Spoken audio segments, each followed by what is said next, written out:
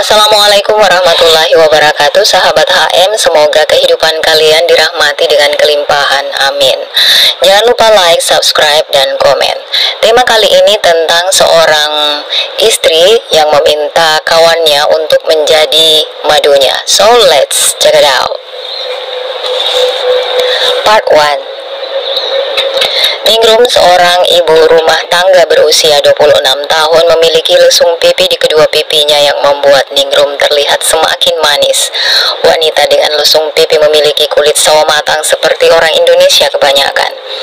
Ia seorang wanita yang tidak pernah bersolek. Kecantikan yang dia miliki benar-benar alami tanpa pemutih wajah seperti wanita modern kebanyakan. Ningrum juga memiliki tubuh yang ramping dengan lekuk tubuh sempurna bagaikan gitar Spanyol. Beruntunglah Bram yang mempersuntingnya. Namun sayang, wanita cantik berlesung pipit itu nasibnya tidak sebagus rupanya, malah berbanding terbalik. Sejak Ningrum menikah dengan seorang pria pilihannya, hidupnya menjadi sulit.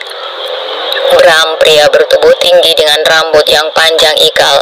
Ia dulunya sebagai pegawai pabrik tekstil, namun karena sering tidak masuk kerja, pada akhirnya perusahaan mengeluarkannya dengan tidak hormat. Sekarang profesi suaminya hanya sebagai ojol. Bram yang Ningrum kenal dulu berbeda dengan sekarang. Setelah wanita berlesung pipi itu melahirkan 2 anak, sikap Bram mulai berubah. Pria itu mulai berubah, tidak bertanggung jawab, sering mengabaikan dirinya, juga kedua anaknya. Awal mulanya Ningrum hanya meminta uang belanja, karena sudah hampir 1 minggu Bram tidak memberikannya. Uang belanja itu Ningrum gunakan untuk mencukupi kebutuhan harian keluarga. Mas, aku minta uang untuk belanja hari ini. Ningrum meminta uang belanja karena uang yang diberikan Bram telah habis dipakai. Memang uang yang aku kasih 1 minggu 100.000 sudah habis. Bram bukannya memberikan uang yang diminta Ningrum, ia malah membentak naik pitam, sehingga Ningrum pun menjawab dengan nada ketus. Ia tidak terima dibentak oleh suaminya. Ya iyalah mas, uang segitu buat 2 hari saja sudah habis, mana bisa untuk seminggu, sahut Ningrum tak mau kalah.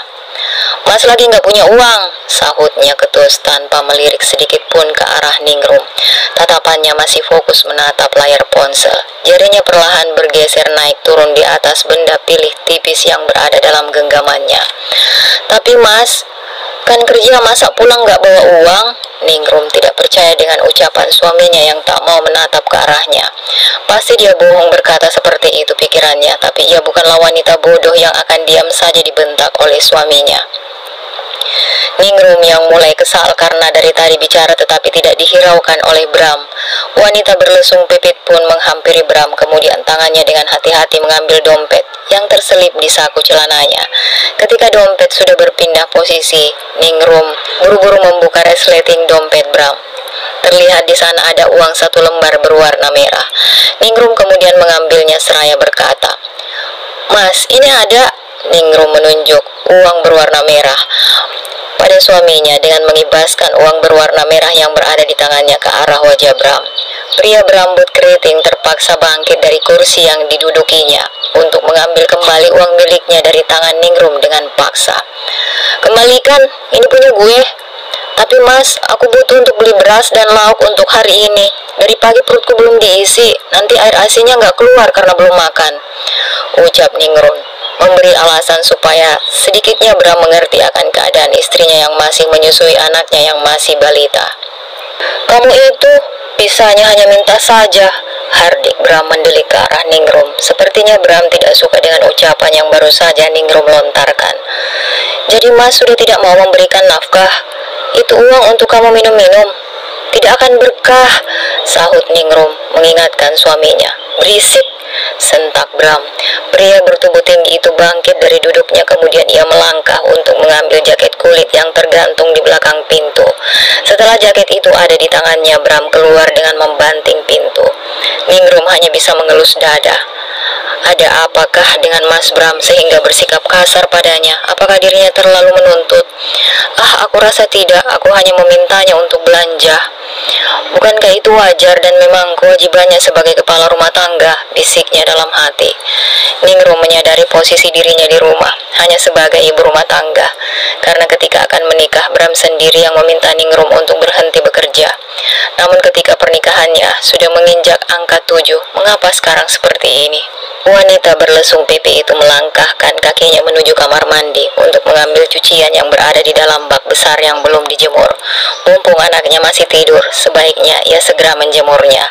Ningrum mengangkat bak besar berwarna hitam yang berisi pakaian basah, meletakkannya di bawah lantai untuk menjemurnya di depan rumah. Helai demi helai pakaian Ningrum jemur hingga ada seseorang yang menegurnya. "Jemur, Mbak?" tanya seseorang pria. Ningrum melirik asal suara yang menegurnya. Rupanya itu suara tetangga kontrakan yang tempat tinggalnya kebetulan bersebelahan dengan Ningrum. Pria itu bernama Dani. Ningrum mengembangkan senyumnya, langsung menjawab teguran Dani. "Iya Mas, mumpung Denis masih tidur, nanti nggak sempat kalau sudah bangun." Ningrum melihatnya dengan sudut matanya, ia tak berani menatapnya langsung. Rupanya ia sedang menikmati secangkir kopi yang dibawanya dari dalam rumah. Wanita berlesung pipi itu melanjutkan menjemur pakaian yang masih berada di dalam ember besar berwarna hitam. Setelah selesai, Ningrum segera masuk kembali ke dalam rumah tanpa melihat Dani yang memperhatikan dirinya. Ningrum membuka lemari dan mengambil dompet, kemudian membuka resleting dompet tersebut. Terlihat hanya ada si hijau yang menghiasi dompetnya. Hanya tinggal 1 lembar. Baiklah, ini cukup untuk sarapan hari ini. Sebaiknya aku membeli nasi uduk 2 bungkus, yang 1 bungkusnya dihargai Rp5.000. Lumayan, masih ada sisa 10.000. Sisanya bisa digunakan untuk membeli nasi uduk sore seumpama Mas Bram belum juga kembali. Ningrum berbicara di dalam hatinya. Ia harus pandai mengatur uang yang hanya sedikit, supaya cukup untuk mengganjal perutnya, juga kedua anaknya hari ini. Ningrum bergegas meninggalkan rumahnya untuk membeli 2 bungkus nasi uduk yang berada di belakang kontrakan. Ia tidak boleh berlama-lama di luar, takutnya anak bungsunya bangun dan mencari dirinya. Betul saja dugaannya, Denny sudah bangun, menangis karena menyadari tidak ada ibunya di sisinya. Sedangkan kakaknya, Fahmi, masih tertidur pulas di pojokan tempat tidur. Ningrum buru-buru masuk ke dalam kamar, langsung menggendong putra bungsunya. "Cup, maaf ya sayang, tadi mama tinggal beli nasi dulu," ucap Ningrum, memberikan penjelasan pada Denis. Namun pria kecil dalam gendongannya tidak paham, terus saja menangis. Ningrum membuka kain gendongan kemudian duduk di lantai untuk memberikan ASI pada Denis. Mungkin anaknya haus karena baru saja bangun tidur. Ketika Ningrum membuka kancing baju di bagian dadanya, Denis langsung menghisap, kemudian pria kecil itu diam dari tangisnya. Hanya terdengar bunyi glek yang masuk ke dalam tenggorokan. Ningrum mengusap-usap rambut pria kecil yang ada di dalam pangkuannya, yang rambutnya basah oleh keringat. Mama?" Suara Fahmi mengagetkan Ningrum. Fahmi, anak pertamanya, bangun kemudian mencari Ningrum, ibunya yang tidak terlihat di dalam kamar. Padahal usianya sudah 5 tahun, tapi ia masih saja mencari ibunya jika baru saja bangun tidur. "Sini mama di depan," sahut Ningrum memberitahukan keberadaannya. Terdengar Fahmi turun dari tempat tidur, berjalan menghampiri Ningrum yang berada di ruang utama. Fahmi berjalan menuju kursi kemudian merebahkan tubuhnya kembali. Sepertinya anak pertama Ningrum masih mengantuk. Melihat anaknya Fahmi bersikap seperti itu, Ningrum bertanya, masih ngantuk?" "Iya," jawab Fahmi singkat, seolah enggan untuk menjawab pertanyaan dari ibunya. Mama hari ini tidak masak. Itu ada nasi uduk buat di dapur. Makan sekarang, Gih. Jika sudah dingin nanti rasanya tidak enak." Ningrum menunjukkan nasi uduk yang baru saja dibelinya, yang masih berada di dalam kantong plastik. Baru ia taruh beberapa menit lalu di atas meja dapur. Makan ya, lapar." Fahmi perlahan bangkit kemudian ia melangkah ke dapur untuk mengambil nasi uduk yang ditunjukkan oleh ibunya. "Iya, makan, memang beliin buat Kalau kurang buka yang satu lagi ya." Fahmi membawa nasi uduk yang masih berada di dalam kantong plastik. Membawanya kemudian duduk di lantai yang beralaskan karpet. Tangan Tangannya perlahan membuka kantong plastik dan membuka bungkusan kertas. Fahmi makan dengan lahap, mungkin memang dia lapar. Mas Bram kok belum kembali ya? Jangan-jangan dia pergi gitu aja ninggalin aku di sini sama anak-anak. Duh, jika benar seperti itu bagaimana nasibku dan kedua anakku? Ya Allah, semoga saja tidak. Kembalikan Mas Bram pada aku ya Allah, rasanya aku belum siap jika harus hidup tanpanya. Rintih Ningrum di dalam hatinya, hingga tak terasa air mata menetes dari sudut kedua matanya. Ningrum beranjak dari duduknya untuk mengerjakan rutinitas sore, yaitu memandikan kedua anaknya. Setelah selesai seperti biasanya, ibu-ibu nongkrong rumpi di depan kontrakan Ningrum di teras salah satu kontrakan yang berderet di situ. Enggak, ada yang punya info lowongan kerja enggak? Tanya Ningrum pada ibu-ibu kontrakan. Ada, di tempatku lagi butuh buat nyuci gosok tapi bayar bulanan, mau? Sahut Yesi, tetangga kontrakan, menjelaskan jika di tempatnya bekerja sedang membutuhkan pegawai baru. Tapi aku bingung, kan punya bayi mbak. Tumben kamu ingin kerja lagi? Tanya Ratna yang ingin tahu alasan dari tetangganya itu. Aku bingung, Mas Bram sekarang jarang sekali ngasih uang. Jelas Ningrum memberikan alasan mengapa dirinya ingin kerja lagi. Yang sabar ya, mungkin kamu sedang diuji, ucap Yesi mengusap punggung Ningrum. Kalau tahu dia seperti itu, nggak mungkin aku mau sama dia, walaupun ganteng. Hus, disyukuri saja Ning. Aku saja menikah sudah lama belum punya anak, tapi suamiku tetap sayang sama aku, ucap Ratna menimpali ucapan Ningrum. Iya mbak, tapi bagaimana dengan kedua anakku jika Mas Bram marah keterusan? Aku sih bisa saja puasa, tapi kedua anakku tidak bisa. Keduanya masih sangat kecil mbak. Masing-masing rumah tangga itu masing-masing masalahnya, pasti ada jalan keluarnya pula, ucap Mbak Yesi menimpali ucapan Ningrum. Anakku tidur, aku masuk dulu ya. Ningrum pamit pada ibu-ibu yang masih berkumpul di teras rumahnya. Ia menggendong putra kecilnya masuk ke dalam rumah, kemudian diletakkan di tempat tidur yang dijagain oleh bantal di bagian tubuh Denis, supaya anaknya tidak jatuh dari atas tempat tidur. Ningrum adalah penghuni rumah petak 8 pintu yang satu pintunya dihargai 1 bulannya 500.000 rupiah. Malam harinya pintu diketuk keras oleh seseorang dari luar. Ningrum buru-buru bangun dari tempat tidur.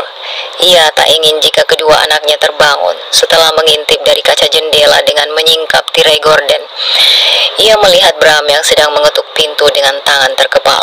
Wanita berlesung pipit segera membuka pintu.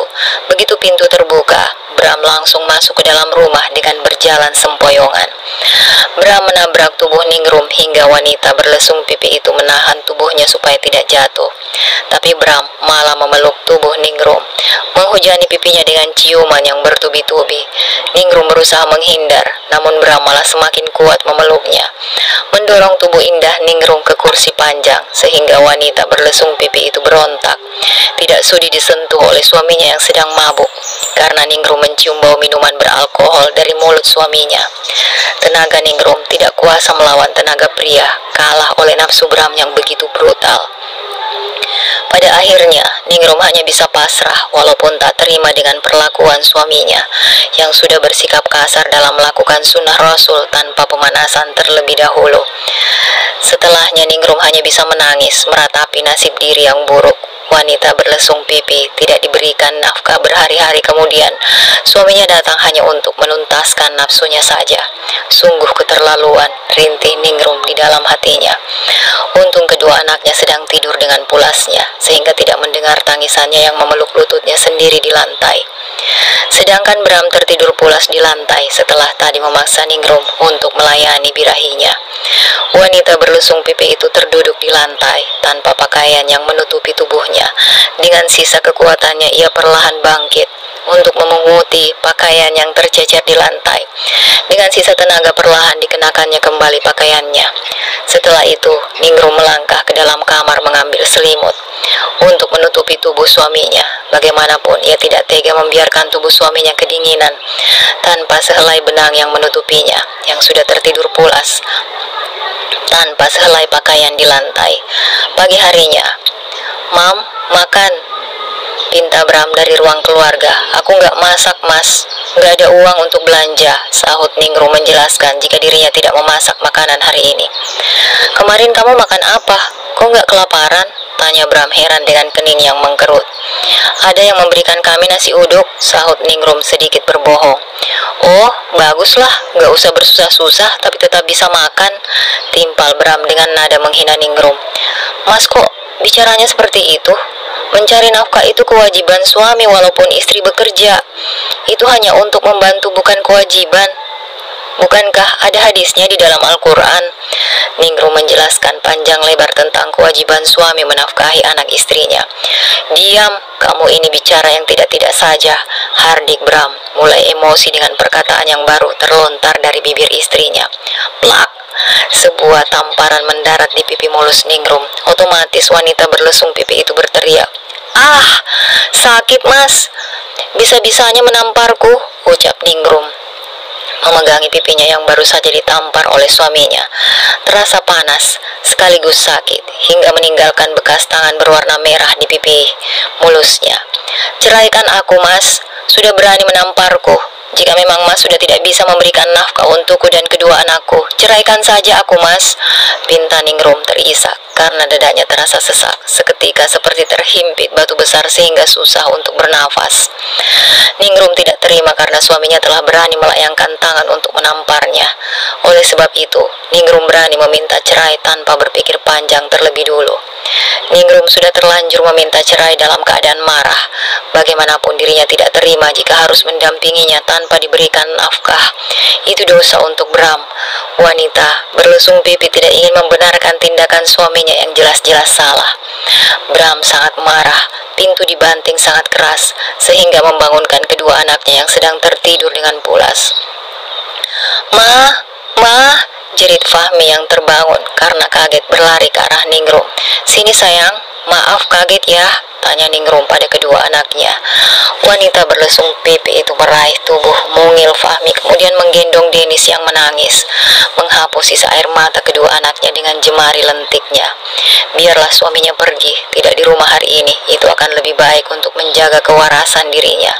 Ningrum mencoba mengambil nafas untuk mengurangi rasa sesak di dadanya yang terasa sakit, hingga menyebabkan susah untuk bernafas.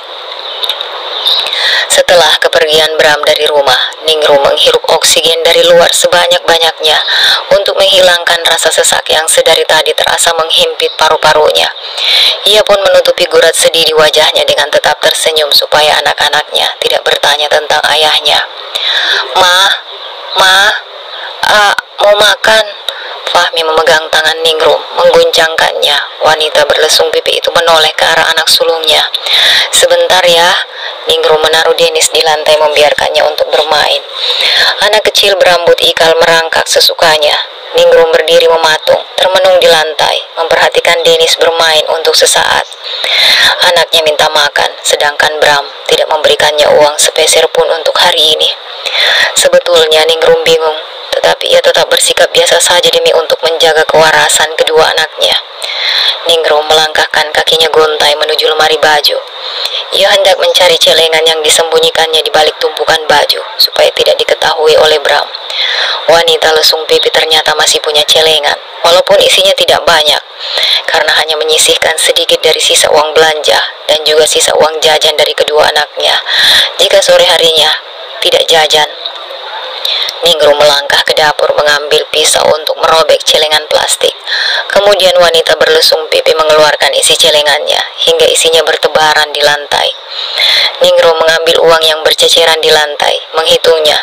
Tak disangka jumlahnya ternyata ada 850.000 rupiah. Dengan uang ini dirinya bisa membeli lauk matang di Mbak Wiwi. Selarik senyum tersungging di wajah manisnya. Ningrum merapikan uang hasil dari celengannya, memasukkan ke dalam dompet beberapa lembar, seperlunya, kemudian sisanya ia sembunyikan lagi untuk berjaga-jaga, seumpama Bram tidak pulang lagi hari ini. Ningrum berdiri di pintu, memanggil Denis. Putra bungsunya merangkak, menghampiri dan berdiri dengan berpegangan pada kaki Ningrum. Ningrum pun meraih tubuh mungilnya kemudian menggendongnya. Ayo mau ikut nggak? Tanya Ningrum pada anak sulungnya yang sedang asik menonton TV. Mama mau kemana? Anak sulungnya malah balik bertanya. Mama mau beli lauk untuk makan kita. Di rumah saja nggak mau ikut, sahut Fahmi. Ya udah, mama pergi dulu sebentar, jangan kemana-mana, pesan Ningrum pada Fahmi, putra sulungnya. Ningrum menggendong Denis dengan kain gendongan, keluar dari rumah untuk membeli lauk matang di Mbak Wiwi tetangganya. Biasanya Ningrum masak, namun karena suaminya tidak memberikan uang belanja berhari-hari, untuk menghemat pengeluaran, terpaksa Ningrum sengaja membeli makanan jadi di warung nasi, supaya pengeluarannya lebih hemat, tinggal langsung makan, tidak perlu ribet oleh segala tetek bengek bumbu yang dibutuhkan untuk memasak. Ningrum berjaga-jaga jika suaminya Bram pulang, beranggapan jika anak istrinya belum makan. Bukankah berbohong sedikit untuk kebaikan tidak ada salahnya? Wanita berlesung pipit membeli sayur sop, sambal, tahu, dan nasi jadi total makanan yang harus dibayarnya senilai Rp15.000. Setelah selesai, Ningrum buru-buru pulang.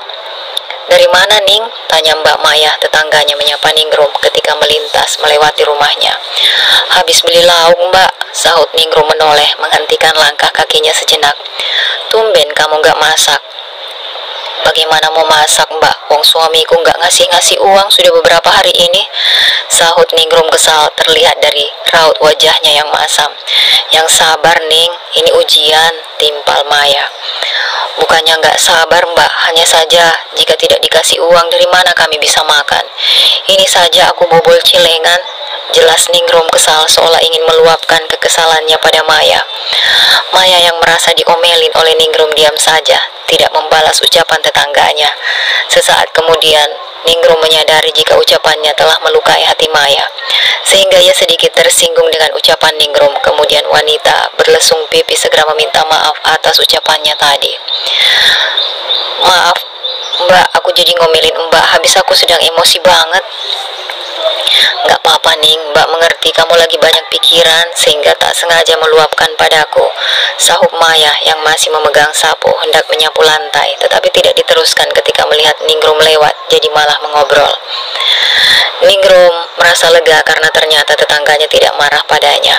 Ning, sapa ya si tetangga kontrakan juga. Ada apa? Bisa ikut aku sekarang? Tanyanya. Kemana? Ngapain? Ningrum balik bertanya. Karyawan di tempat aku bekerja sakit. Aku sama si bos disuruh cari gantinya. Kamu mau nggak? Gajinya harian 50.000. Jika ingin diambil bulanan juga bisa. Jelas Mbak Yesi. Aku maulah kalau gaji segitu. Tapi bagaimana dengan Denis? Ningrum menatap Denis yang berada dalam gendongannya. Titipkan saja dulu sama Mbak Ratna. Dia kan belum punya anak. Nanti upahin bagaimana. Jadi kamu bisa kerja untuk membiayai hidupmu juga kedua anakmu. Yesi memberikan saran pada Ningrum supaya dia tetap menghasilkan uang. Anaknya juga ada yang menjaga. Betul juga, aku tanya Mbak Ratna dulu deh. Moga-moga dia mau aku titipin Denis. Ningrum bergegas pergi meninggalkan Yesi dan Maya yang sedang duduk di depan kontrakan. Ningrum melangkah menuju kontrakan sebelah rumahnya, tepatnya rumah Mbak Ratna. Mengetuk pintu, memanggil namanya. Mbak, masuk saja, aku lagi di dapur, lagi goreng ikan, nanggung takut gosong, teriak Ratna dari arah dapur. Ningrum yang sudah mendapatkan izin untuk masuk segera melangkahkan kakinya masuk ke dalam rumah Ratna. Tercium bau harum ikan yang digoreng dari arah dapur memenuhi ruangan, membuat perut Ningrum keroncongan karena sedari tadi belum diisi nasi. Namun Ningrum tidak menghiraukannya karena ia menemui Ratna bukan untuk menumpang makan. Akan tetapi ada keperluan lain, ingin menitipkan anaknya beberapa jam saja pada Ratna, supaya ia bisa mencari uang untuk menghidupi keluarganya sendiri. Ningrum mencoba untuk hidup mandiri tanpa bergantung pada Bram lagi, mulai detik ini.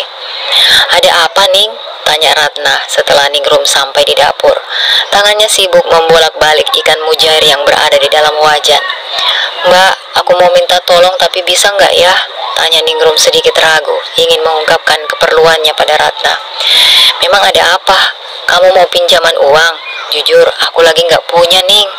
Ratna langsung menduga jika Ningrum ingin meminjam uang seperti hari-hari sebelumnya. Bukan, bukan itu maksudku. Aku hanya ingin titip Denis 1 atau 2 jam saja, bisa nggak ya? Nanti Mbak aku beri upah jagainnya. Ningrum menjelaskan keperluannya pada Ratna. Boleh kalau hanya sebentar. Mbak mau kerja lagi ya? Iya Mbak, aku jarang dikasih uang sama Mas Bram. Kalau nggak nyari, kami makan dari mana? Sahut Ningrum lirih. Mbak percaya Denis sama aku kan? Tanya Ratna, meyakinkan Ningrum sekali lagi atas keputusannya menitipkan anaknya kepadanya. Tentu setahu aku Mbak orang baik, jadi aku percaya sepenuhnya sama Mbak. Jelas Ningrum mantap. Titip anakku ya Mbak, kalau Mbak lagi repot bisa taruh di roda saja. Dia anaknya anteng kok, tidak rewel.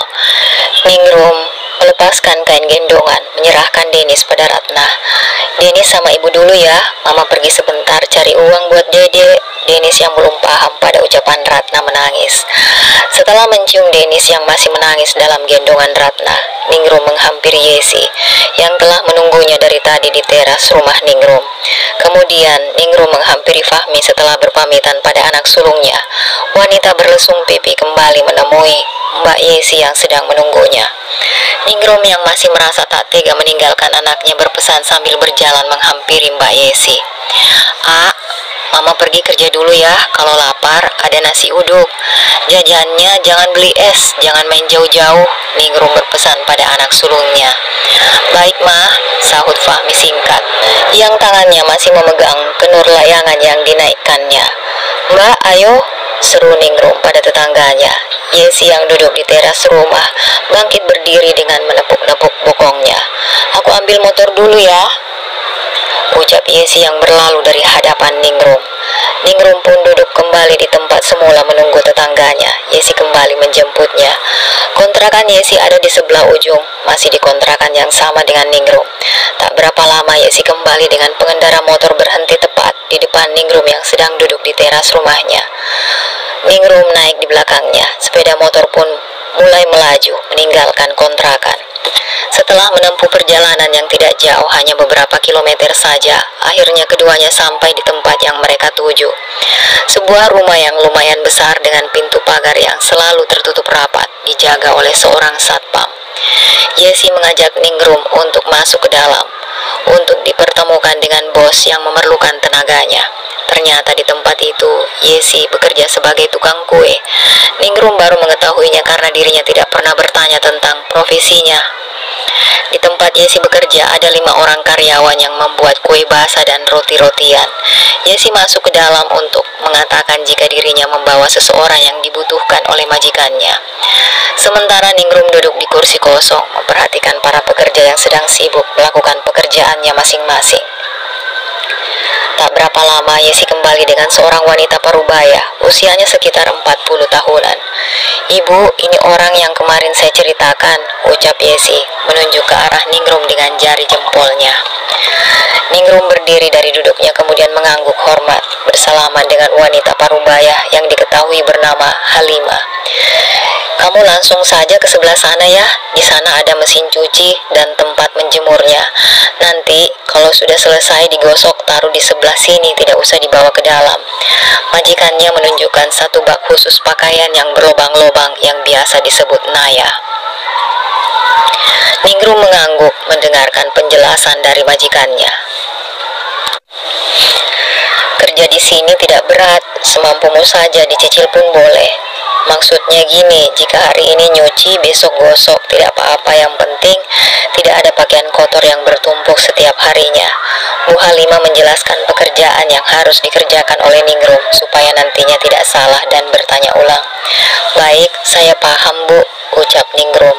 Nah, setelah tahu kamu harus apa, kamu mau dibayar harian atau mingguan? Totalnya tetap sama. Bu Halimah menjelaskan tentang pendapatan yang nanti akan ia bayarkan sebagai gajinya. Ningrum terdiam untuk sesaat, tidak buru-buru memberikan jawaban. Ia masih menimbang-nimbang untung ruginya. Bagaimana kalau gaji harian atau bulanan? Bulanan saja Bu Haji, sahut Ningrum dengan mantap. Ia memilih bulanan karena ia masih mempunyai uang simpanan. Jadi setidaknya jika bulanan hasilnya terasa besar berbeda jika diberikan harian. Setelah mendengar jawaban dari Ningrum, Bu Haji pergi meninggalkannya, berada di ruangan itu sendirian. Wanita berlesung pipit mulai menggiling baju dan menyetrika baju-baju yang berada di dalam keranjang yang sudah disediakan. Setelah selesai, Ningrum pamit pulang pada Bu Haji, kemudian ia menghampiri Yesi yang masih sibuk bekerja. "Mbak Yesi, saya pulang duluan ya. Kasihan Denis belum saya beri ASI," ucapnya ketika sampai di ruangan tempat Yesi bekerja. "Iya mbak, tak apa kok," sahutnya dari dalam ruangan tersebut. Yesi hanya bisa menoleh karena sedang memegang mesin mixer. Setelah mendengar jawaban dari Yesi tetangganya, Ningrum buru-buru melangkahkan kakinya untuk pulang dengan berjalan kaki karena teringat Denis yang ia titipkan pada Ratna. Ningrum takut jika anaknya rewel dan menyusahkan Ratna.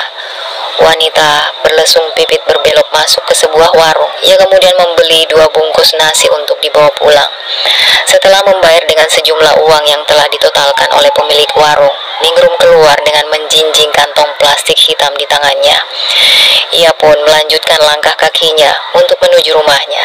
Ketika sampai di teras rumahnya, Fahmi, anak pertama Ningrum, berteriak, "Asik, mama pulang." Dia memeluk Ningrum. Wanita berlesung pipi mengusap kepala putra pertamanya, mengacak rambutnya dengan satu tangannya. "Ah, ini." Ningrum menyerahkan kantong plastik yang dari tadi dipegangnya. Fahmi menerima kantong plastik yang disodorkan Ningrum, kemudian membawanya masuk ke dalam rumah. Tak berapa lama, ia kembali. "Sebentar, mama ambil dedek dulu ya, kasihan dia belum nenen," ucap Ningrum pada Fahmi. Fahmi mengangguk, membuntuti Ningrum yang berjalan menuju kontrakan Ratna. Dari luar terlihat Denis sedang menonton televisi bersama Mbak Ratna dan suaminya. Hati Ningrum berasa lega karena melihat putra kecilnya anteng tidak rewel seperti yang dirinya khawatirkan. Terdengar tawa lucu yang menggemaskan. Ningrum mengetuk pintu memanggil nama Ratna.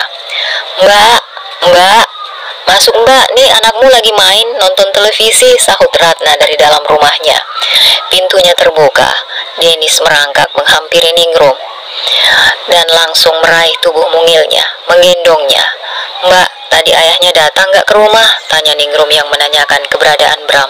"Kayaknya tidak ada orang yang datang deh, coba saja tanya Fahmi. Ia dari tadi main di luar dengan teman-temannya." "Oh, Mbak, terima kasih ya," kata Ningrum sembari mengepalkan uang 20.000 rupiah tangannya. "Jangan sungkan ya mbak, kalau mau menitipkan Denis, saya senang bisa membantu. Denis anaknya anteng, jadi senang jagainnya," ucap Ratna. "Biar mbak, kalau mbak kerja biar istri saya yang jagain, biar tahu rasanya mengurus anak," ucap Dani melirik Ratna istrinya. Mereka saling berpandangan. "Ih, bikin baper aja," bisik Ningrum dalam hati. Mereka keluarga rukun, walaupun belum dikaruniai anak. "Mbak, terima kasih sudah menjaga Denis, saya pulang dulu," pamit Ningrum pada pasangan suami istri yang ada di hadapannya. Ningrum melangkah keluar dari rumah Ratna, melangkah menuju ke rumahnya dengan diiringi Fahmi yang mengekorinya sedari tadi. Wanita berlesung pipi membuka pintu yang memang tidak dikunci. "Mas Bram kok nggak pulang ya? Sudah 1 minggu ini, dia sengaja atau kenapa? Haruskah aku menyusul ke rumah mertuaku? Ah tidak, aku sudah bulat dengan tekadku ingin bercerai saja kalau dia masih tidak mau menafkahi kami." Ningrum membatin. "Mbak, terima kasih sudah menjaga Denis, saya pulang dulu," pamit Ningrum pada pasangan suami istri yang ada di hadapannya. Ningrum melangkah keluar dari rumah Ratna, melangkah menuju ke rumahnya dengan diiringi Fahmi yang mengekorinya sedari tadi. Wanita berlesung pipi membuka pintu yang memang tidak dikunci. "Mas Bram kok nggak pulang ya? Sudah 1 minggu ini, dia sengaja tuh kenapa? Haruskah aku menyusul ke rumah mertuaku? Ah tidak, aku sudah bulat dengan tekadku ingin bercerai saja kalau dia masih tidak mau menafkahi kami." Ningrum membatin ketika mendapati rumahnya kosong, tidak ada orang. Ketiganya duduk di lantai membuka plastik yang dibawa Ningrum, mengeluarkan isinya 2 bungkus nasi lengkap dengan lauk seadanya. Ketiganya makan dengan lahap sampai tak ada sisa nasi di kertas nasi tersebut. "Ah, tadi ayahmu pulang nggak?" tanya Ningrum setelah selesai makan. "Nggak ada ayah kok, memang ayah pergi kemana kok nggak pulang?" sahut Fahmi. Anaknya balik bertanya, karena sudah beberapa hari tidak melihat keberadaan sang ayah di rumahnya. "Gak tahu, mungkin ayah nginap di rumah nenekmu," sahut Ningrum asal menjawab untuk menghilangkan rasa penasaran anak sulungnya. "Mas Bram kok gak pulang? Sudah 1 minggu ini, dia sengaja atau kenapa?" Mbak, sapa seseorang dari luar rumah Ningrum. Ningrum tersentak dari lamunannya, kemudian segera keluar untuk menemui orang yang memanggilnya barusan. Rupanya suara itu Ratna, tetangga sebelah rumah, orang yang biasa Ningrum titipin Denis. Ningrum keluar mendapati Ratna yang berdiri di depan pintu. "Ada apa, Mbak?" "Ini buat Mbak, tadi aku bikin perkedel, jadinya kok banyak, bantuin makan ya. Jika dibuang kan mubazir," tutur Ratna menyerahkan piring berisi perkedel kentang ke arah Ningrum. Ningrum menerima piring yang disodorkan padanya. "Terima kasih Mbak, jadi merepotkan." "Enggak kok, aku malah senang, masakannya jadi tidak terbuang percuma." Setelah piring berpindah tangan, Ratna pamit untuk pulang, berlalu dari hadapan Ningrum. Ningrum duduk termenung di teras rumahnya, memperhatikan anak-anak yang sedang memainkan berbagai mainan. Hari ini jatuh tempo Ningrum harus membayar kontrakan, tapi suaminya Bram belum juga menampakkan batang hidungnya. "Sudah lupakah dia pada kami yang selalu menunggu kepulangannya?" bisik Ningrum di dalam hati. Walaupun kemarin Ningrum sempat marah besar, tetapi di dalam lubuk hati terdalamnya dirinya masih mengharapkan Bram kembali. Seperti itulah wanita walaupun disakiti berulang kali, masih saja mengharapkan kepulangan suaminya. Namun di sisi lain, hati Ningrum juga ingin memilih bercerai dari Bram. Jika keadaannya terus-terusan seperti ini, ia tidak akan sanggup jika harus bertahan dengan suaminya tanpa nafkah. "Bisakah aku jika hidup menjanda dengan 2 anak ikut bersamaku?" gumam Ningrum yang memperhatikan kedua anaknya bermain di teras rumah. Jikapun terjadi perceraian, otomatis tanggung jawab Ningrum menjadi lebih berat. Ningrum harus melakukan 2 peran sekaligus, yaitu peran seorang ayah yang mencari nafkah dan peran ibu yang mengurus anak-anaknya. Ningrum harus bisa memerankan 2 peran itu secara bersamaan dalam satu waktu, karena nafkah dari Bram sudah tidak bisa diharapkan lagi. Buktinya, sudah hampir 1 bulan dia tidak pulang menemui Ningrum di kontrakan. Bram seolah tidak ingat pada istri dan juga pada kedua anaknya. Ningrum menarik nafas panjang, menghembuskannya perlahan. "Assalamualaikum." Suara seseorang mengagetkan Ningrum yang sedang melamun, kemudian menoleh ke arah pintu. Terlihat wanita parubaya dengan kerudung coklat berdiri di ambang pintu. "Waalaikumsalam Bu Haji, mari masuk." Ningrum menoleh bangkit berdiri dari duduknya, mempersilahkan tamunya untuk masuk. Wanita yang datang adalah Bu Eros, pemilik kontrakan yang sengaja datang untuk meminta uang kontrakan. Ningrum sudah menduganya, pasti pemilik kontrakan akan datang karena ia belum memberikan uang kontrakan bulan ini. "Maaf Neng, ibu mau mengambil uang kontrakan," ucapnya tanpa basa terlebih dahulu. Ternyata dugaan Ningrum tidak meleset. Bu Eros datang memang untuk menagih uang kontrakan. "Duh, maaf sekali Bu Aji, saya belum bisa bayar soalnya Mas Bram tidak pulang sudah hampir 1 bulan ini. Bisakah ditangguhkan sampai bulan besok? Saya janji Bu, akan membayarnya dengan gaji saya," sahut Ningrum menjelaskan keadaan ekonominya yang sedang sulit. Berharap pemilik kontrakan merasa iba dan bisa mengerti dengan keadaannya. "Memang suamimu pergi kemana?" tanya Bu Eros menyelidik, ingin mengetahui keadaan rumah tangga Ningrum. "Saya nggak tahu Bu, kemarin saya ribut, suami saya tidak pulang. Maaf kalau saya jadi curhat," sahut Ningrum menahan buliran yang akan siap meluncur dari sudut matanya. "Sabar ya Neng, baiklah ibu mengerti keadaanmu, tetapi benar ya ibu tunggu bulan depan," sambungnya lagi. "Terima kasih banyak sudah mau mengerti keadaan saya Bu Haji," sahut Ningrum mencium punggung tangannya berkali-kali. Kedua anaknya melihat ulah Ningrum yang tidak seperti biasanya, hanya menatapnya saja dengan penuh tanya. "Ibu pamit ya Neng." "Assalamualaikum," ucap pemilik kontrakan pamit pada Ningrum. "Waalaikumsalam," sahut Ningrum. "Mama, kenapa menangis?" tanya Fahmi yang melihat Ningrum mengusap netranya yang kasar. "Mama kelilipan tadi, terkena debu, A," ucap Ningrum berbohong, menutupi kesedihan di dalam hatinya. Dari jauh terlihat Dani baru pulang langsung masuk ke dalam kontrakan. Tak lama pria itu keluar lagi menghampiri Ningrum yang masih duduk di teras rumah. "Mbak, tadi aku beli ini kebanyakan," ucapnya menyodorkan kantong plastik pada Ningrum. "Apa ini mas? Kok jadi merepotkan?" sahut Ningrum meraih kantong plastik yang disodorkan padanya. "Sayuran, tapi hanya sedikit," ucap Dani singkat. "Wah, terima kasih banyak mas," sahut Ningrum membuka plastik yang baru diberikan Dani padanya. Ternyata isinya sayur sop dan satu bungkus bakso berukuran kecil. Dani pun kembali masuk ke dalam rumahnya. Ningrum pun masuk ke dalam rumahnya. Ia kemudian menaruh sayuran dalam lemari kulkasnya. Baru esok hari Ningrum akan memasaknya. Ningrum mengucapkan alhamdulillah di dalam hati. Ia merasa beruntung berada di lingkungan orang-orang baik dan mengerti akan keadaan hidupnya. Suasana sore hari di kontrakan Ningrum rame karena di depan ada lapangan yang biasa dipakai untuk ibu-ibu senam. Anak-anak menggunakannya untuk bermain sehari-hari. Lapangan itu cukup besar, berukuran 100 meter. Keadaannya rapi dari tanah karena sudah dipelur, sehingga tidak becek dan kotor jika musim hujan tiba. "Ning, suamimu belum pulang juga ya?" tanya Ratna. "Biar saja mbak, aku sudah tidak mengharapkannya lagi. Sepertinya dia sudah lupa kepada anak dan istrinya di sini," sahut Ningrum sudah tak peduli lagi dengan kehadiran Bram. Dirinya sudah mulai terbiasa hanya hidup bertiga saja dengan kedua anaknya. "Mendingan cari gantinya saja Ning," ucap Dani menimpali ucapan Ningrum. "Pria mana yang mau sama aku mas, perempuan beranak dua," sahut Ningrum menimpali ucapan Dani. "Kamu masih bisa. Kamu masih muda, masih bisa punya anak. Barangkali suami keduamu lebih baik dari yang sekarang," sambungnya. "Ah, aku belum sempat memikirkan itu mas. Aku memikirkan dari mana aku bisa mencukupi kebutuhan kedua anakku, membayar kontrakan.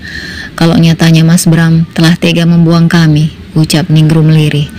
Netranya berkaca-kaca sehingga Ningrum menengadahkan wajahnya menahan supaya buliran bening yang terbendung di kelopak matanya tidak tumpah di wajahnya.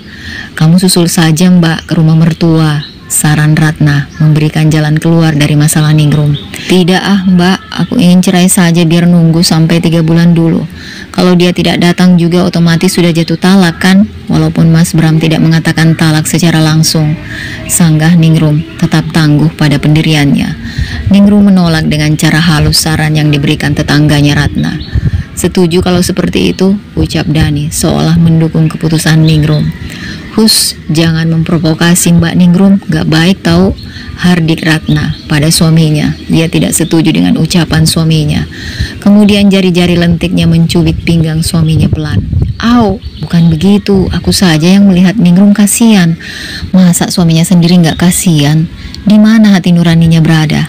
Tidak rindukah ia dengan tingkah laku kedua anaknya yang menggemaskan itu? Kita saja belum lengkap ya dek?" Dani melirik Ratna yang duduk di sebelahnya.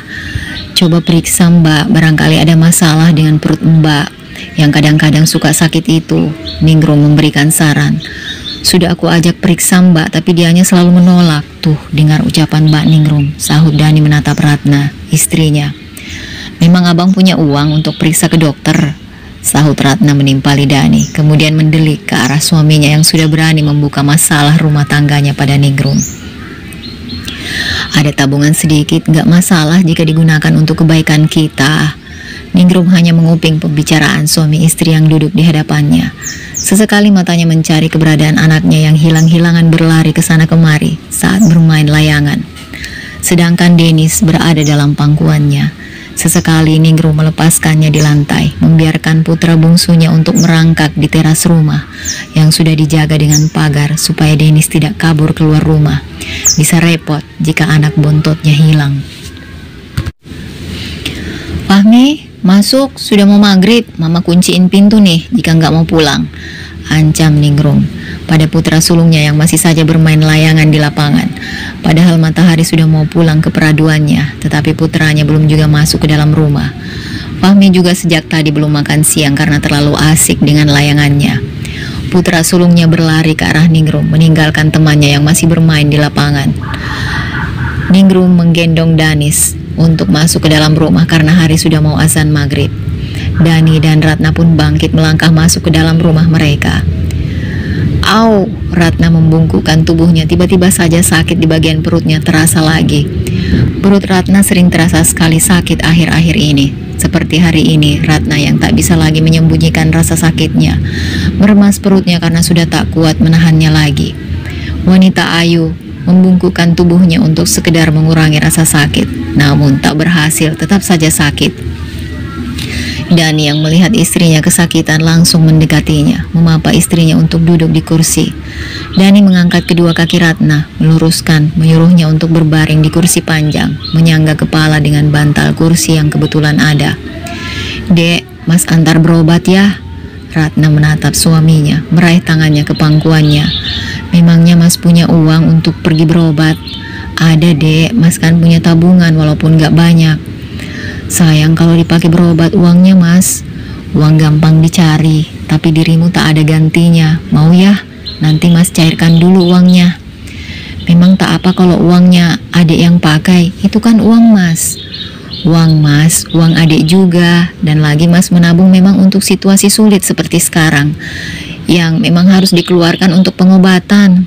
Ratna diam, tidak bisa berkata lagi. Dari dulu memang Dani sosok lelaki yang baik dan bertanggung jawab, sehingga ia mau menerimanya untuk jadi istrinya. Walaupun perkenalan keduanya sangat singkat karena merasa saling cocok, keduanya memutuskan untuk menikah, mengisi kekosongan hati masing-masing. Tak lama Mas Dani berpamitan untuk menarik rupiah dari dalam ATM-nya. Ratna hanya mengangguk saja tanda setuju. Keesokan harinya, Dani dan Ratna berangkat ke sebuah rumah sakit terdekat berpapasan dengan Ningrum. Ratna menghampiri Ningrum untuk berpamitan, meminta maaf kalau hari ini dirinya tidak bisa menjaga anaknya yang selama beberapa pekan dititipkan padanya. Karena Ningrum harus bekerja tak ada keluarganya. Ningrum anak yatim piatu, hidup sendiri beserta kedua anaknya. Karena suaminya pergi entah kemana, meninggalkan mereka begitu saja. Sungguh kasihan nasibnya. Suami Ratna juga sering membantu meringankan bebannya dengan memberikan sayuran atau apa saja yang dibawanya dari pasar, atas persetujuan Ratna terlebih dahulu. Niat Dani memang baik, sehingga Ratna pun tak pernah berpikir yang macam-macam karena yakin pada suaminya. Tuh, Mas Dani sudah sampai, mari saya bantu menaiki motor, ucap Ningrum menawarkan bantuan untuk memapah. Mbak Ratna mendekati motor suaminya. Semoga cepat diangkat penyakitnya ya Mbak. Amin, saya berangkat dulu ya, sahut Ratna. Suami istri itu pun berlalu dengan sepeda motornya, meninggalkan Ningrum yang masih berdiri mematung, melihatnya berlalu dari hadapannya. Keduanya sampai di rumah sakit setelah daftar dan sebagainya selesai. Ratna disuruh masuk ke suatu ruangan yang di tempat tersebut banyak monitor yang terpajang. Wanita berwajah ayu itu tidak paham itu monitor apa, namun penampakannya mirip dengan komputer atau televisi. Sementara Dani dengan sabar terus mendampingi istrinya. Ratna disuruh berbaring. Wanita ayu itu hanya bisa menurut atas apa yang diperintahkan petugas kesehatan padanya. Ratna menatap suaminya. Dani hanya mengangguk dan tersenyum. Dokter menyuruh Ratna untuk membuka kedua paha. Sebuah alat dimasukkan ke dalam lubang di bawah perutnya. Alat itu mulai terlihat di layar yang mirip komputer, yang memperlihatkan bagian dalam perut Ratna hingga terlihat jelas. Wanita ayu menatap layar tersebut dengan penuh tanda tanya. Sakit apakah aku ini sehingga harus diperiksa seperti ini? Ini sungguh memalukan, gumam Ratna di dalam hatinya. Karena ingin sembuh dari sakit yang dideritanya, terpaksa Ratna menuruti semua instruksi yang diberikan padanya. Atas izin Dani yang menemaninya di dalam ruangan itu, terlihat jelas dari raut wajah Dani bahwa sebenarnya ia sangat tegang, tetapi ia berusaha tersenyum untuk menenangkan hati istrinya. Setelah melakukan beberapa tahap pemeriksaan, Ratna tidak bisa langsung melihat hasilnya karena sampel yang diambil dari perutnya harus diteliti terlebih dahulu di laboratorium. Dengan perasaan kecewa, Ratna harus meninggalkan tempat ini dengan hati yang penuh tanya. Keduanya berlalu dari ruangan itu. Keduanya akan datang lagi seminggu kemudian karena harus uji laboratorium dulu. Dokter juga meresepkan beberapa jenis obat untuk Ratna, terutama obat untuk mengurangi rasa sakit di bagian perutnya yang harus ditebus sebelum kami pulang. Keduanya berjalan gontai. Sepanjang perjalanan, Ratna dan Dani tak saling bicara, asik dengan pikiran masing-masing. Ratna meluk pinggang Dani erat dari belakang, rasanya dirinya takut jika harus kehilangannya. Dani merespon balas memeluk lengan Ratna dengan tangan kirinya. Karena tangan sebelahnya masih memegang stang motor, dia menoleh, tersenyum pada wanita yang duduk di belakangnya. Pagi hari di saat selesai sarapan lontong sayur yang dibeli di persimpangan kontrakan, Dani berucap, "Dek, Mas mau ambil hasil pemeriksaan yang waktu itu. Adek tidak usah ikut ya, nanti capek." "Tidak, aku ikut karena aku juga ingin mengetahui hasilnya, Mas," sanggar Ratna menimpali ucapan suaminya. "Baiklah, terserah kamu saja." Dani tidak bisa mencegah keinginan istrinya. Lalu keduanya berboncengan naik motor menuju rumah sakit. Setelah sampai, keduanya langsung bergegas menuju laboratorium. Setelah mengambil hasil lab, keduanya menemui dokter yang menangani Ratna karena ingin mendapatkan penjelasan yang lebih detail. Dokter memvonis Ratna menderita kanker rahim yang mengharuskan rahimnya diangkat supaya sel kanker tidak menyebar ke organ lain, sehingga nyawanya bisa tertolong dan bisa hidup lebih panjang. Mendengar penjelasan pria berpakaian putih itu, hati Ratna merasa hancur sehancur-hancurnya.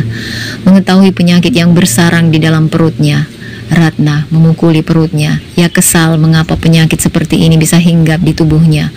Hingga dalam sekejap saja Ratna menjadi seorang istri yang tak berguna, gagal menjadi seorang ibu. Ia sangat terpukul sehingga menangis sejadi-jadinya di ruangan tersebut. Dani memeluk tubuh istrinya untuk menenangkan, membelai rambut yang tergerai dan mengecup pucuk kepala sang istri. Tanpa disadari, lelehan bening menetes di rambut Ratna.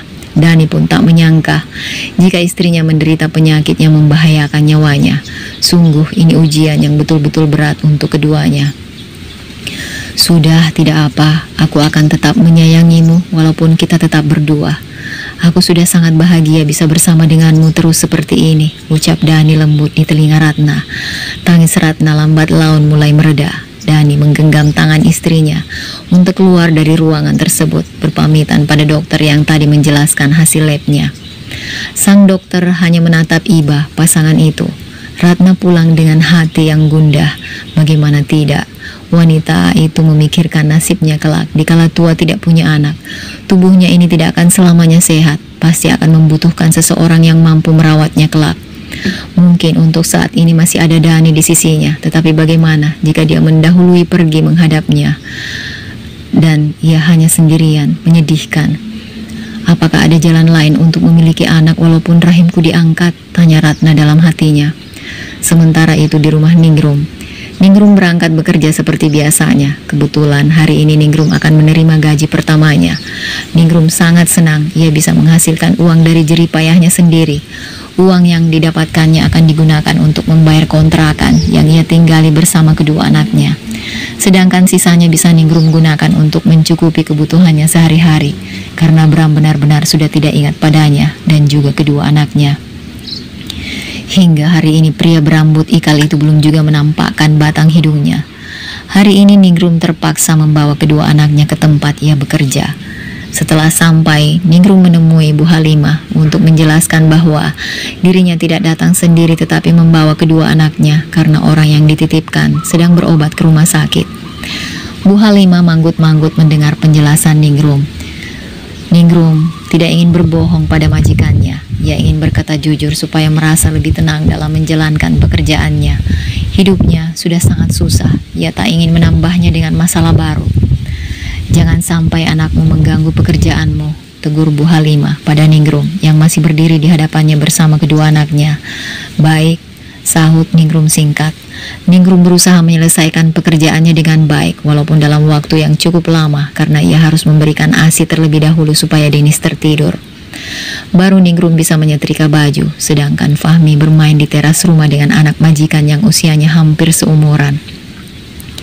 Setelah kurang lebih dari 2 jam, pekerjaan Ningrum selesai. Ia kemudian berpamitan untuk pulang. Majikan Ningrum memberikan gaji pertamanya di dalam amplop putih. Bu Halimah juga memberikan kantong plastik yang isinya entah karena belum dibuka oleh Ningrum. Setelah mengucapkan terima kasih dan berpamitan, Ningrum menggendong Denis menuntun Fahmi untuk pulang. Alhamdulillah, rezeki kedua anakku untuk hari ini. Puji syukur terucap dari bibir mungil Ningrum. Sesampainya di kontrakan, Ningrum langsung menemui Ratna di rumahnya. Ia ingin mengetahui kondisi teman satu kontrakannya itu. Ada apakah dengan dirinya? Sakit apa? Atau ada hal lain? Ningrum memanggil Ratna dari luar pintu. Ningrum berdiri di depan pintu, mengetuknya perlahan sambil memanggil nama penghuni kontrakan itu. Mbak, sudah pulang? Tanya Ningrum. Iya, masuk sini, sahut Ratna dari dalam rumah. Ningrum masuk ke dalam kemudian duduk di karpet yang sudah tergelar. Sudah periksa Mbak? Tanya Ningrum ingin tahu. Iya, tadi sempat di USG. Hasilnya aku divonis kanker rahim. Itulah sebabnya aku tidak bisa punya anak. Kata dokter aku harus segera dioperasi. Ya Allah, yang sabar ya Mbak. Ningrum mengusap pundak Ratna sebagai rasa simpatinya. Kasihan Mas Denny, Mbak dia ingin sekali punya anak dari darah dagingnya sendiri. Kalau rahimku bermasalah dan diangkat otomatis aku tidak mempunyai rahim lagi. Sedangkan wanita bisa hamil itu karena mempunyai rahim kan? Ratna mulai sedikit curhat pada Ningrum tentang keadaan rumah tangganya. Ratna terisak, buliran bening mulai jatuh satu-satunya membasahi pipinya yang mulus. Ningrum tak kuasa berkata, hanya bisa menjadi pendengar yang baik saja. Kalaupun dirinya berada di posisi Ratna, pasti saat ini dirinya akan merasa sedih, tak tahu harus berbuat apa. Mata Ningrum tiba-tiba saja perih, tak terasa buliran bening mulai menetes dari kedua sudut matanya. Kedua wanita beda usia menangis terisak-isak, kemudian berpelukan seolah saling menguatkan satu sama lain. Terdengar suara ketukan pintu dari luar. Ningrum buru-buru melepaskan pelukan Ratna. Rupanya Dani beserta keluarga besarnya sudah datang untuk menjenguk dan menemani Ratna yang baru saja pulang check up. Ningrum pun berpamitan untuk pulang karena merasa tidak enak serta canggung berada di tengah-tengah keluarga orang lain. 1 bulan kemudian, dikala Ningrum masih bekerja seperti biasa, menitipkan kedua anaknya pada Mbak Ratna. Tanpa sepengetahuan Ratna, anak Ningrum yang pertama, Fahmi, dibawa bapaknya. Ningrum hanya bisa menangis saat mengetahui tidak ada lagi si sulung di sisinya. Esok harinya Ningrum memberanikan diri mendatangi rumah mertuanya yang berada di kampung sebelah. Dengan berjalan kaki, walaupun lelah setelah bekerja seharian, Ningrum tidak mengurungkan niatnya karena ingin bertemu kembali dengan anak sulungnya. Setibanya di rumah mertuanya, Ningrum mendapati anaknya sedang bermain di halaman rumah. Ketika melihat Ningrum, ibunya Fahmi langsung berlari ke arahnya dan memeluk kaki wanita berlesung pipi. Ningrum pun berjongkok menyetarakan tingginya dengan Fahmi. Kok kesini nggak bilang mama dulu? Tanya Ningrum menegur Fahmi yang pergi tanpa berpamitan. Fahmi pun menjawab pertanyaan ibunya masih dengan memeluk Ningrum ibunya. Kata ayah, nanti mama akan datang jemput dan mama juga nggak bakalan marah, sahut Fahmi dengan polosnya mau saja dibohongi oleh ayahnya Bram. Ningrum tak bisa berkata, hanya bisa memeluk, menciumi pipi putra sulungnya berkali-kali karena rindu tidak melihat anaknya seharian ini. Mama masuk ke dalam dulu ya, mama ingin bertemu dengan nenekmu dulu, jelas Ningrum pada putra sulungnya. Fahmi hanya mengangguk, tanda mengiyakan perkataan sang ibu. Ningrum pun melangkahkan kakinya menuju pintu rumah, meninggalkan anak sulungnya di halaman yang masih bermain mobil-mobilan. Assalamualaikum. Waalaikumsalam. Terdengar sahutan dari dalam yang diikuti dengan suara langkah kaki yang mendekat. Wanita parubaya itu tersentak kaget ketika melihat Ningrum berdiri di depan pintu dari kaca jendela. Setelah pintu terbuka, Bu Mumun langsung memeluk menantunya. Wanita berlesung pipi tercengang mendapat perlakuan yang diberikan ibu mertuanya itu. Tidak biasanya tiba-tiba memeluk hangat seperti itu. Biasanya ia memeluknya ketika lebaran saja saat bermaaf-maafan. Saat kemudian keduanya saling melerai pelukannya, Bu Mumun mengambil Denis dari gendongan Ningrum. Kemudian diciumnya pipinya berkali-kali hingga Denis menangis karena risih. Maaf ya Bu, Ning jadi merepotkan Ibu dengan adanya Fahmi di sini. Tidak apa-apa Ning, Ibu malah senang dia ada di sini. Serasa ada hiburan, timpal Bu Mumun. Mas Bram ada di sini nggak Bu? Ningrum mencoba menanyakan keberadaan suaminya. Barangkali saja dugaannya benar jika Bram ada di rumah ibunya. Iya, dia ada di sini sudah sebulan. Apa kamu ribut dengannya? Bicara di dalam saja, malu sama tetangga, pinta Bu Mumun. Iya Bu, sebenarnya Mas Bram nyuruh saya kerja. Dia sengaja tidak memberikan nafkah kepada kami. Jelas Ningrum terus terang. Kontrakan saja Ningrum belum dibayar, masih nunggak 1 bulan Bu, karena Mas Bram di sini terus. Sekarang Ning kerja Bu untuk membayar kontrakan dan makan sehari-hari. Alhamdulillah ketemu, walaupun Ning harus menitipkan Denis pada orang lain. Ningrum kian sesegukan menceritakan keadaan dirinya. Bu Mumun mertuanya mengusap punggung menantunya. Ia ikut prihatin dengan keadaannya. Ning, bukannya ibu membiarkannya berlaku demikian. Sebenarnya ibu juga sudah menasehatinya untuk pulang ke rumahmu. Tetapi dia tidak mau dengar, malah memarahi ibu. Jadi ibu malas.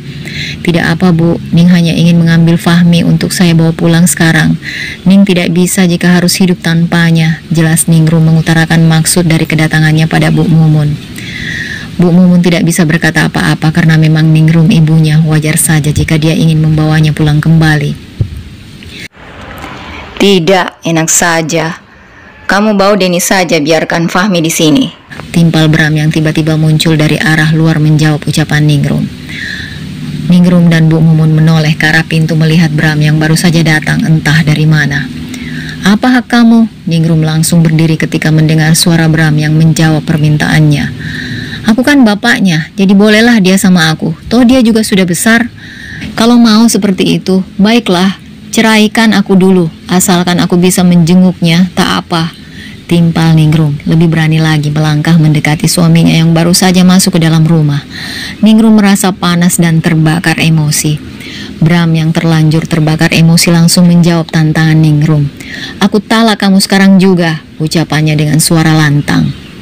Bram terbawa emosi tanpa berpikir terlebih dahulu. Terima kasih kamu sudah menalakku. Jadi tanggung jawabmu atas diriku sudah tidak ada. Aku bisa hidup lebih baik, tidak tersiksa lagi, lahir batin atas ulah dan sikapmu itu, Mas. Ningrum merasa lega sekaligus sedih karena ia harus berpisah dengan putra sulungnya, Fahmi. Bram, apa-apaan ucapanmu itu? Kamu menceraikan istrimu, apa salahnya? Tarik kata-kata itu kembali, ucap Bu Mumun dengan mata yang membulat sempurna. Ibu tidak usah ikut campur, ini urusan aku sama Ningrum. Aku sudah capek memberikan dia nafkah terus-terusan. Aku ingin bersantai, menikmati uangku sendiri, sahut putranya tanpa beban. Apa-apaan ucapanmu itu, Bram? Mengapa dulu kamu menikahinya dan sekarang ingin mencampakkannya? Bu Mumun mengingatkan Bram ketika putranya meminta untuk melamar Ningrum dan menikahinya. Namun sekarang putranya malah mencampakkan wanita yang benar-benar telah sabar mendampingi putranya itu. Aku capek banting tulang, tapi tidak ada hasil yang bisa kunikmati. Biarkan sekarang dia yang cari uang untuk hidupnya sendiri. Bu Mumun hanya bisa diam, dadanya pun ikut sesak mendengar perkataan yang terlontar dari bibir putranya. Oke, kalau kamu seperti itu, aku ingatkan kamu hari ini hari Rabu ya, jam 2 siang. Kamu mengatakan cerai, ibumu sebagai saksinya. Baiklah, aku pulang. Aku masih bisa ketemu Fahmi, itu kesepakatannya, ucap Ningrum lantang. Dengan buliran yang terus meluncur membasahi pipi mulusnya yang tak bisa dibendung lagi. Denis menangis melihat kami bertiga berebut kata. Ningrum mengambil putranya yang ada dalam gendongan Bu Mumun. Mertuanya berpamitan pulang. Ia sudah tak ingin berlama-lama sehingga membuat kewarasannya hilang. Ibu, titip Fahmi ya, insya Allah kalau ada rezeki saya akan membantu biaya untuk mencukupi kebutuhan Fahmi. Maafkan ibu nak, ibu tidak bisa mempertahankan rumah tanggamu. Bu Mumun memeluk Ningrum dengan buliran bening yang terus meluncur dari sudut matanya. Tidak apa Bu, mungkin sudah jalan hidup Ning harus seperti ini, sahut Ningrum dengan suaranya yang terdengar parau karena menangis. Ningrum berusaha bersikap tegar. Ia tak ingin terlihat lemah di mata Bram. Ningrum membalikkan tubuhnya, berjalan keluar dari rumah ibu mertuanya. Ningrum pergi meninggalkan rumah ibu mertuanya dengan dada yang sesak karena ia tidak bisa membawa Fahmi. Separuh dirinya tertinggal di sana. Tapi tak apa, Ningrum masih bisa menemuinya di lain hari, sesukanya karena seperti itu perjanjiannya. Menjadi janda di usia muda memang berat, tetapi Ningrum harus menjalaninya demi anak dan dirinya sendiri. Mempunyai suami yang tidak bertanggung jawab itu menyiksa hati dan perasaannya. Teng-teng, bunyi suara tukang nasi goreng ditabuh dari kejauhan mulai mendekat. Bang, suara seseorang memberhentikan tukang nasi goreng. Ningrum hanya melongo dari pintu kontrakannya yang terbuka. Oh, rupanya Mas Dani. Ningrum berbisik di dalam hati. Terlihat Dani keluar diikuti istrinya dari belakang. "Mbak," sapa Ratna yang melihat Ningrum dari pintu. "Iya Mbak," sahutnya hanya melongo dari pintu. "Mau nasi goreng?" tanya Ratna menawarkan. "Tidak usah Mbak, saya habis makan barusan," sahut Ningrum berbohong. Padahal dirinya baru saja sampai di rumah, belum sempat makan apa-apa dari tadi siang. Karena terlalu lelah dengan kejadian hari ini, wangi bumbu yang digoreng tercium harum menusuk hidung. Perut Ningrum menjadi bunyi karena tak tahan mencium harum dari nasi goreng tersebut. Denis naik ke pangkuannya meminta ASI menarik-narik baju bagian atas Ningrum. Ningrum menutup pintu untuk memberinya ASI. "Tok-tok," pintu diketuk dari luar. "Iya, sebentar," sahut Ningrum, merapikan pakaian bagian atas yang terbuka, kemudian menurunkan Denis melangkah ke arah pintu. Ningrum membuka pintu. Terlihat Ratna berdiri di hadapannya, menyodorkan kantong plastik padanya. "Buat Mbak." "Tidak usah Mbak, aku sudah makan kok," sahut Ningrum menolak pemberiannya. "Rezeki itu jangan ditolak, pamali," sambungnya lagi. "Terima kasih Mbak, jadi merepotkan." "Iya, mungkin sekarang aku bisa menolong Mbak, mungkin esok hari Mbak yang menolongku." Nah, berlalu dari hadapan Ningrum, wanita berlesung pipi itu kembali ke dalam tanpa memikirkan ucapan yang baru saja diucapkan Ratna tetangganya. Ningrum langsung duduk di karpet, membuka bungkusan plastik yang diberikan Ratna. Nasi goreng lengkap dengan telur ceploknya. "Alhamdulillah, selalu ada rezeki yang tidak terduga yang selalu datang kepadaku," gumam Ningrum di dalam hatinya. Rezeki Ningrum memang bagus, dirinya tidak pernah kekurangan jika untuk urusan perut. Perut sudah kenyang, Denny sudah tidur dengan pulasnya, Fahmi juga mungkin sudah tertidur di sana.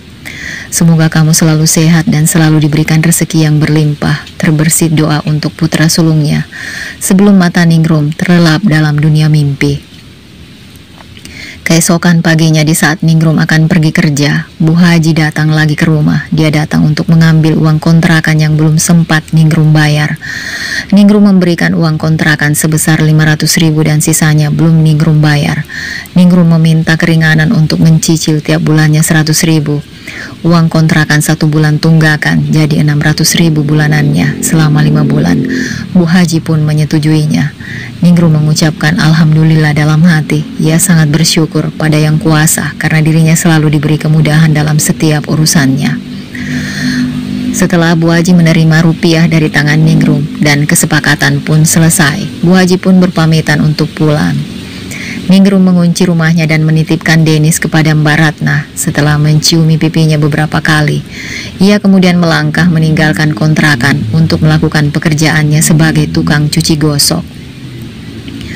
"Mbak," sapa seseorang dari belakang. Ningrum menoleh ke belakang. Oh, rupanya Yesi yang memanggilnya. "Ayo naik," pintanya, menepuk jok motor bagian belakang yang kosong. "Aku kira tadi Mbak sudah jalan duluan. Aku gak enak kalau harus nebeng terus," sahut Ningrum berterus terang. "Kita kan tinggal di kontrakan yang sama Mbak. Apa salahnya aku membantumu sedikit?" sahut Yesi. "Aku sungguh takut kalau Mbak nantinya meminta balas jasa aku tak bisa membalasnya. Jangan berpikir terlalu rumit, selama kita bisa saling bantu kenapa tidak?" "Dah, ayo naik," pinta Yesi sekali lagi. Ningrum pun menghampiri Yesi. "Baiklah," sahut Ningrum singkat. Ia pun akhirnya mau menumpang di jok motor Yesi. Setelah selesai mengerjakan tugas kuli nyuci gosok, Ningrum melangkahkan kakinya menuju ke tempat Yesi yang masih asik bermain tepung dan mixer. "Mbak," aku menepuk pundaknya pelan. Otomatis Yesi yang sedang serius terperanjat. Untungnya adonan tidak tumpah. "Ih Mbak, ada apa?" kaget aku. "Serius banget sih. Kalau nggak serius bisa gagal adonannya. Aku pamit pulang duluan ya." "Ya, aku ngerti kok. Kamu bimbang dengan anakmu kan?" "Ya." Ningrum meninggalkan tempat itu setelah berpamitan terlebih dahulu kepada majikannya, yang kebetulan ada di tempat itu sedang mengawasi para pegawai yang sedang membuat kue dan roti. Bu Halimah mengambil 2 buah roti yang sudah dikemas plastik, diserahkannya ke tangan Ningrum. Dengan senang hati wanita berlesung pipi menerimanya, mengucapkan terima kasih. Setelah itu Ningrum mengucapkan salam, membalikan tubuhnya untuk melangkah pulang. Sesampainya di rumah, Ningrum langsung menuju rumah Ratna yang letaknya bersebelahan dengan rumahnya. Tetapi terlihat sepi dan sunyi, tak ada suara televisi ataupun suara Dennis yang biasa tertawa dengan riang sepertinya rumahnya kosong. Ningrum mengetuk kontrakan paling ujung rumahnya Tini karena hanya dia yang selalu ada di rumah, jarang pergi kemana-mana. "Mbak!" Ningrum memanggil penghuni rumah dengan mengetuk pintu. Ningrum mematung di depan pintu. "Mbak, Mbak!" Benar, tak salah lagi, itu suara Dennis, putra bungsunya yang terdengar sedang bermain ciluk bak. Wanita berlesung pipi memanggil Mbak Tini sekali lagi. "Mbak Tini?" "Ya," sahutnya dari dalam. Mbak sudah pulang?" tanya Tini tetangganya. "Iya Mbak, Dennis di sini ya?" "Iya, tadi Mbak Ratna menitipkannya pada aku karena ia dibawa ke rumah sakit untuk operasi oleh suami dan keluarganya." "Oh, maaf ya Mbak, jadi merepotkan." "Tidak apa kok, Dennis anaknya anteng, jadi senang jagainnya." Mbak Tini masuk ke dalam sementara Ningrum duduk menunggunya di teras rumah. Tak lama Tini kembali lagi sambil menggendong Dennis, diserahkannya ke dalam gendongan Ningrum. Wanita berlesung pipi memberikan amplop kepada Tini sebagai ungkapan terima kasih telah menjaga anaknya, menggantikan Ratna. Setelah 3 hari dirawat di rumah sakit, Ratna pulang diantar oleh Dani dan keluarganya. Ningrum menyempatkan untuk menengok Mbak Ratna yang baru saja pulang. "Mbak, boleh aku masuk?" Ningrum melongok dari luar ke dalam rumah melihat Mbak Ratna yang sedang bermalas-malasan di atas tempat tidur. "Masuk saja Mbak. Kemarin maaf ya, nggak sempat bilang karena memang perginya mendadak, terlebih Mbak Ningrum nggak punya ponsel, jadi saya tidak bisa memberitahu. Sebetulnya kemarin sempat kontrol-kontrol saja, tetapi ketika berobat, kemarin dokternya menyarankan harus operasi secepatnya. Saya tidak bisa menolak karena Mas Dani sudah menandatangani surat prosedur operasi dari rumah sakit," jelas Ratna panjang lebar. "Iya, nggak apa-apa, yang penting sekarang Mbak sehat dulu. Biar Dennis saya titip ke Mbak Tini dulu. Dia juga tidak menolak dititipin Dennis." "Iya, seperti itu lebih baik, biar Mbak masih bisa bekerja." "Iya Mbak, kalau tidak bekerja dari mana aku dan anakku bisa makan?" "Mbak, aku ada permintaan." Tapi Ratna tidak melanjutkan ucapannya. "Ada apa Mbak?" "Ah, sudah siang, nanti Mbak kesiangan, nanti saja dilanjutkan kalau Mbak sudah pulang." "Baiklah, aku berangkat dulu ya Mbak, nanti pembicaraannya dilanjutkan lagi." Jam dinding menunjukkan pukul 7 tepat. Ningrum harus segera berangkat, namun Dennis masih tergolek di tempat tidur. Ningrum mencium kening dan pipinya, tetapi Dennis tetap lelap sehingga wanita berlesung pipi tidak tega untuk membangunkannya. "Mbak?" "Iya Mbak." Tini menoleh ke arah Ningrum yang berdiri di depan teras rumahnya. "Dennisnya masih tidur, nanti tolong dilihat ya, saya mau berangkat, titip dulu ya Mbak." "Iya, nanti saya lihat Mbak." Ningrum membalikkan tubuhnya.